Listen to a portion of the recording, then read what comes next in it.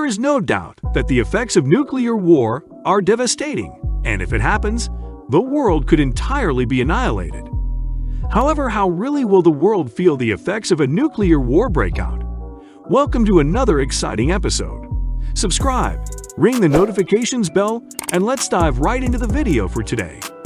First off, any nuclear war would disrupt the global climate so badly that billions of people could starve to death. And this is what experts are calling the most expensive modeling to date of so-called nuclear winter. Although the exact effects remain uncertain, the findings report the dangers of nuclear war and offer vital insights about how to prepare for other global disasters.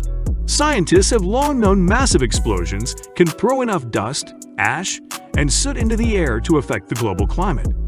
In 1815, Mount Tambora, in what's now Indonesia, unleashed the largest known volcanic eruption in history. In the following months, its ash rose and spread worldwide, blocking enough sunlight to produce the year without a summer, where a cold spell in 1816 that resulted in massive crop failures and famine across the globe. Worries about climate effects of nuclear warfare emerged soon after World War II, and studies took off during the Cold War. Over the past decade, two pioneers of nuclear winter studies, Alan Robach and Brian Toon, have gathered a cross-disciplinary team of scientists to take the calculations further. They turn to the same climate models that underlie global warming studies. However, they use the models to simulate global cooling instead.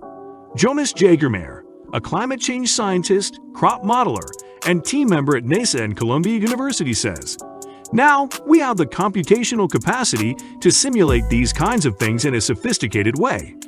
In the new study, the team attempted to quantify the potential impact of nuclear war on the global food supply by coupling the climate models with simulations of global food production. A previous analysis, led by Jagermeyer in 2020, showed that even a small regional nuclear war between India and Pakistan could result in global crop shortages. The new study includes 6 nuclear war scenarios and incorporates models of fisheries, as well as farming to get a broader picture of the impact.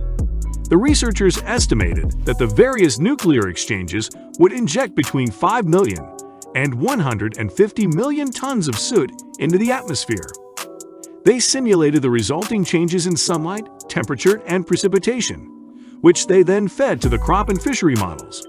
By tracing the reductions in corn, rice, soybean, wheat, and fish harvests, the team estimated the total loss in calories. From there, they calculated how many people would go hungry. A few years after a nuclear war between the United States, its allies, and Russia, the global average calories produced would drop by about 90%, leaving an estimated 5 billion dead from the famine, the researchers report. A worst-case war between India and Pakistan could drop calorie production to 50% and cause 2 billion deaths. The team tried to simulate the impact of food-saving emergency strategies, such as converting livestock feed and household waste to food.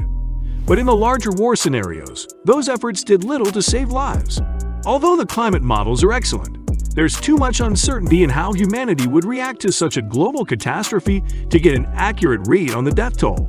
Lily Exia, a climate scientist at Rutgers University, New Brunswick, and lead author on the study, further agrees that there's lots of room to improve the models, including factoring in the effects of soot on ultraviolet radiation and surface ozone, and implementing more effective food management techniques. Rather than aiming to forecast exactly how the food catastrophe might play out, she says her group wanted to understand the level of risk humanity faces.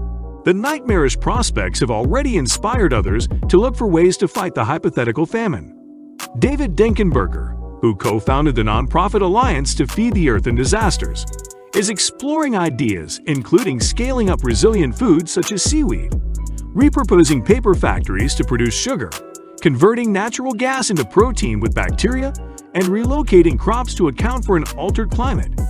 He and his research associate Morgan Rivers think those approaches could dramatically increase the amount of food available to humans. He says, even if a substitute doesn't taste as good as sweet corn, it's better than starving. Such thought exercises can also help humanity prepare for the effects of climate change and other disasters. What do you think will happen to humanity itself? Let us know in the comments. And don't forget to subscribe so you get our new videos as they come.